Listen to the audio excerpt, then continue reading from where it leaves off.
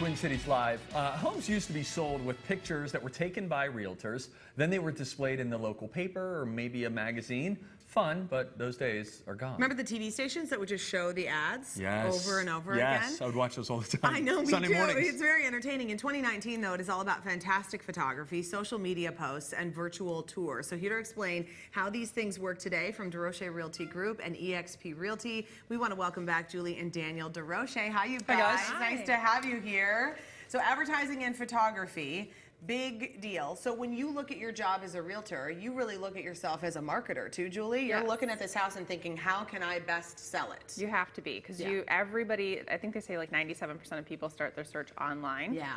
And you have to get that house out there online in front of everybody. Okay, now what if you have a realtor though who comes up and he says, okay, great, I can take pictures. I got this sweet iPhone, it takes pretty good pictures. We can take them right now and get you posted real quick. Yes? No? Absolutely not. No.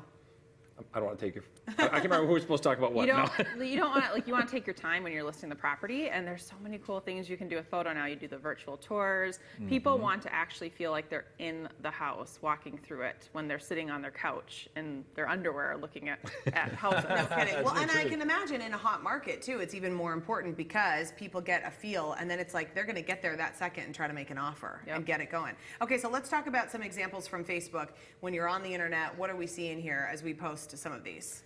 Yeah, so this is a property in Edina. Like you're wanting to get a good tagline out there. You're wanting to catch the eye of the consumer as they're scrolling through a Facebook page. So you want to look at what other big businesses are doing out there and copy that. What are brands doing, and do that as a realtor. I like it with that. You got that one overarching, like, paint with a broad brush picture of the property, and then other little ones that just want to make, like, if that was on my Facebook page right now, I would have already clicked on a picture because I just want to swipe through. I want to see what else is going on in there. Yeah, no kidding. And you have to spend the money, though. You can't just stick it on your Facebook. Like, you know, your average person has, what, 1,000, 1,500 friends? The chances of one of them buying the house are extremely slim. Yeah. So you want to boost those ads. Like, I'm sure everybody's getting these pictures of stuff that they are like, how did I get this? Somebody paid to send that ad to you, so you have to do that. People are also posting on Instagram. So what do you like to see on Instagram, Julie? Instagram is all about the visual, so pretty picture. Yes. Yep. So you want to get people to stop in their scroll.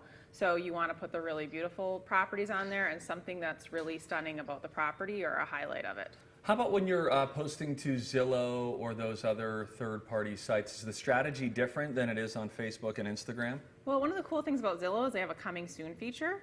So we can do a lot of hype before we list the property. Yeah. So it's not on the actual MLS. We're putting it on Zillow, saying that it's coming at a later date.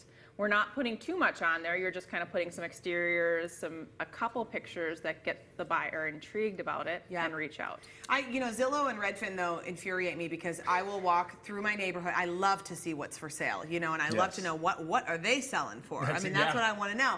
When I walk through the neighborhood and then I hit my little, here's my current location, I'm on a walk, show me what house, and then it's not up there yet, it enrages me. Even though there's a sign in the yard, you guys. What's happening there, Julie? There's a lag. So there's a 24-hour, up to 24-hour lag sometimes, or it may have sold. Yes, and then it doesn't even make it. And then it doesn't show up. That's when you knock, Elizabeth. You knock and you say, I'm a curious neighbor, and I would like to see how many bathrooms you have.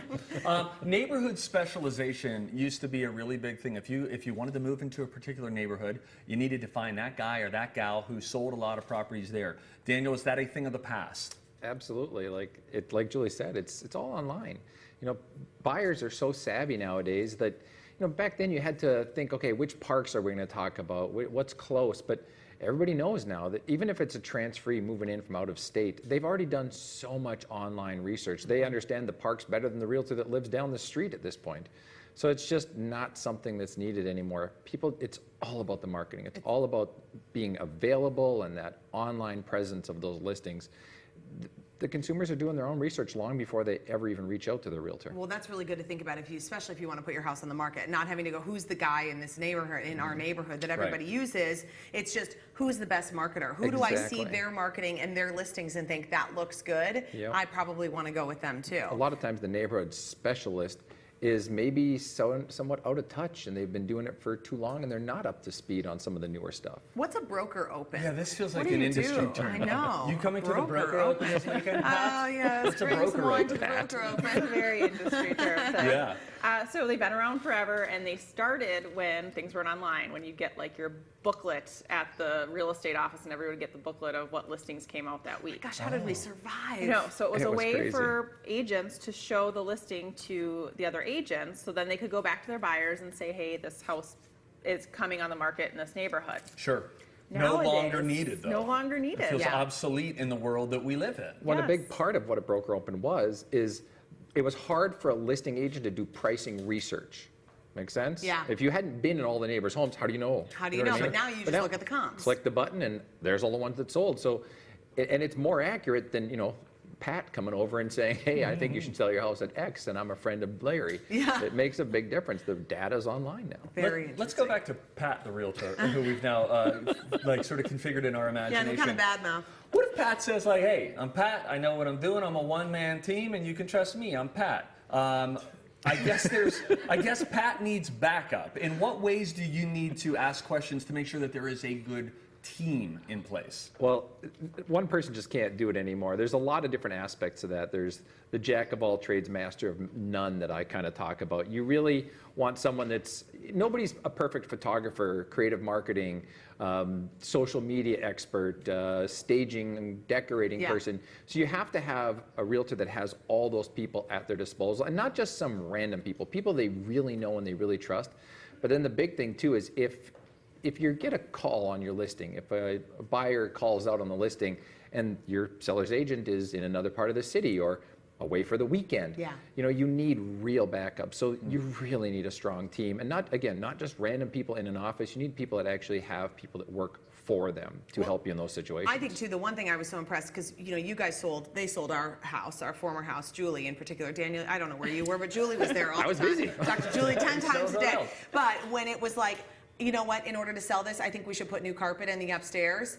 Instead of me making random phone calls, Julie's like, my guy, I'll be over there tomorrow to do it. And I'm like, who are Yeah. you? This is amazing. And that is the kind of stuff that when you're already in a really stressful situation, having someone who can just take care of those things for you is really amazing. Our goal with every client is really to minimize their stress, and there are so many pieces. You can walk into a home that's really beautiful, but some do need carpet, paint, light fixtures. We've got all those people, so you need a realtor that really has all those people I behind got a them. guy. It's like I got a guy. They got guys. I got a They guy. got guys That's and really gals, good. I'm sure. Thanks so Julie, much, you Daniel, guys. Thank you Nice guys. to see you. Appreciate it.